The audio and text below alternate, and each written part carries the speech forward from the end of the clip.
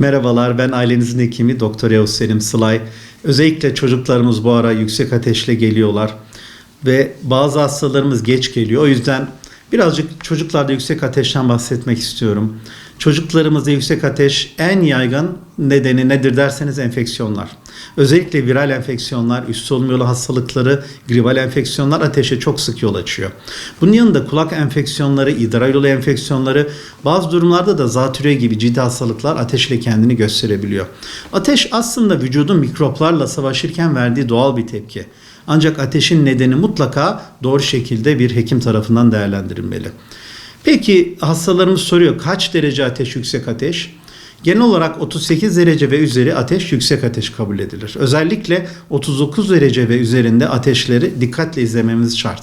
Yüksek ateş çocuğun sıvı kaybetmesine, halsiz düşmesine ve bazı çocuklarda ateşli havaleye yol açtığı için biz çok dikkat ederiz. O yüzden ateşin sadece derecesi değil, çocuğun genel durumu da çok önemli. Ve evde diyelim ki çocuğunuz ateşli, yüksek ateşli. Ne yapmamız lazım? Öncelikle panik yapmayalım lütfen. Çocuğun üzerindeki kalın giysileri dikkatle çıkaralım, ortamı serinletelim, bol sıvı alalım. Ateş ölçümünün doğru bir şekilde doğru bir termometreyle yapılmalı ve ateşi düzenli aralıklarla takip etmeniz çok önemli. Doktorun daha önce önerdiği ateş düşürücüler uygun dozda verelim, ancak bilinçsiz ilaç kullanımından kesinlikle kaçınalım.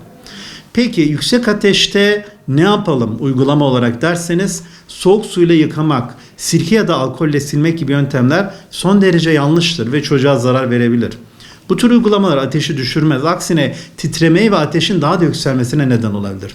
Lütfen doktorunuza danışmadan antibiyotik kullanmayalım. Bu en sık yapılan ve en tehlikeli hatalardan biri.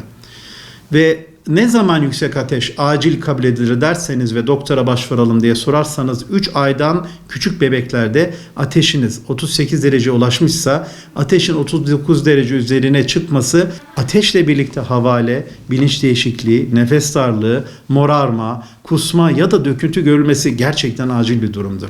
Ateşin 2-3 gün boyunca devam etmesi, düşmemesi ya da ateş düşürücüleri yanıt vermemesi halinde lütfen bir sağlık kuruluşuna başvuralım. Sevgiyle kalın. Teşekkürler.